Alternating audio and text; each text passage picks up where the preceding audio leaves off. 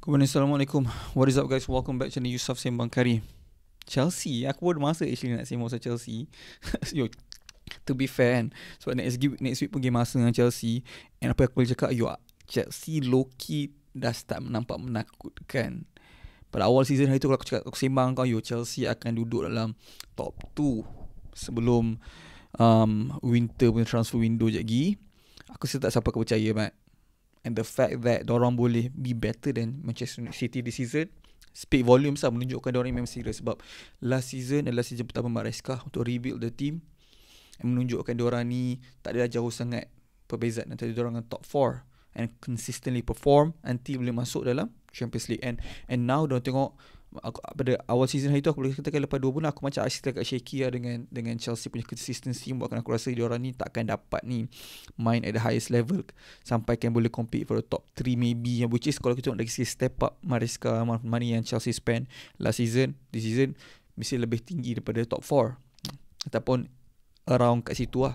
And up kita dah start nampak diorang dah start serious 2 game in a row clean sheet. Aku tu cakap, so beli je pun, Mat.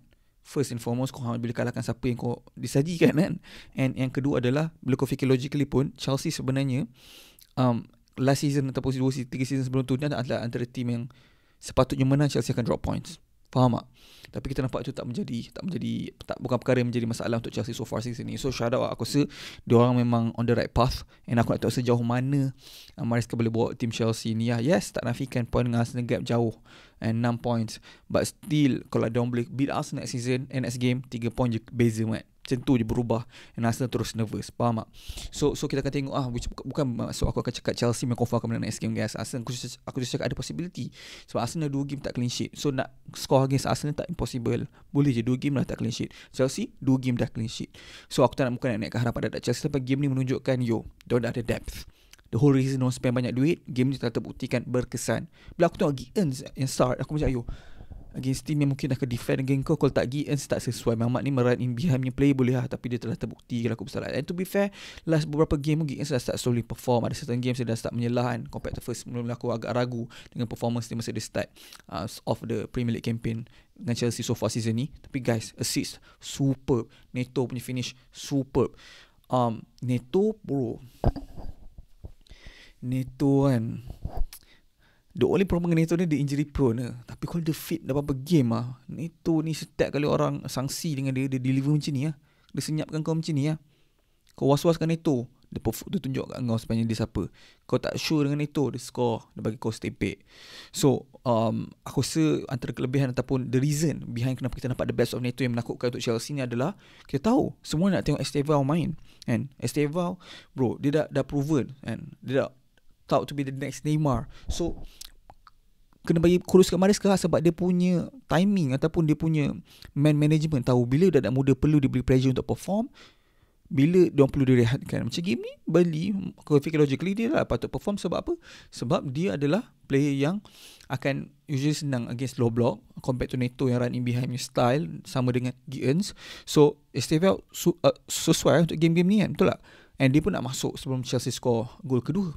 Tapi selepas kita nampak je Chelsea score, interesting, Maresca terus terjadi lah. And itu adalah antara benda-benda menunjukkan kematangan dalam man management oleh Enzo Maresca, at least bagi aku.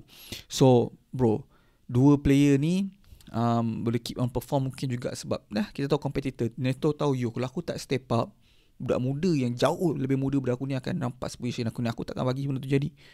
Dengan Santos lagi, saya memang sedap Santos bro, dia akan Caicedo punya kehilangan tak dirasai. Dia literally main macam aku memang position ni dah lama. Okay lah, to be fair Burnley kan, tapi still dia telah menunjukkan kenapa Arsenal nak sangat Andre Santos hari tu. And Arsenal ni rumor tu Santos, tapi Chelsea stick with the player, balik the team, develop balik dengan team and perform. Bro, Andre Santos mahal tu. And dia punya combination dengan Enzo, sebab aku ingatkan macam Osogo yang akan jadi backup untuk Caicedo, dia Santos backup untuk Enzo. Tapi Enzo dengan Santos boleh main sama. Tu yang agak mengejut lah. But we'll see macam mana dong bawa confidence orang tu the next game, sama ada boleh consistently perform ataupun tak, we'll see. So Arsenal's next selepas game Champions League. Game midweek punya confidence, kalau menang ataupun kalah akan beri impak besar pada game tersebut. Depends tak kisah Arsenal ke like Chelsea ke, siapa punya performance yang midweek ni yang paling perform, kebarangkalian tinggi akan dapat result solid. Sebab kalau Arsenal dapat stop winning run Bayern, aku tak rasa ada masa depan tinggi untuk Chelsea, walaupun dah dekat dengan Chelsea Premier League. But ya, kau rasa macam mana?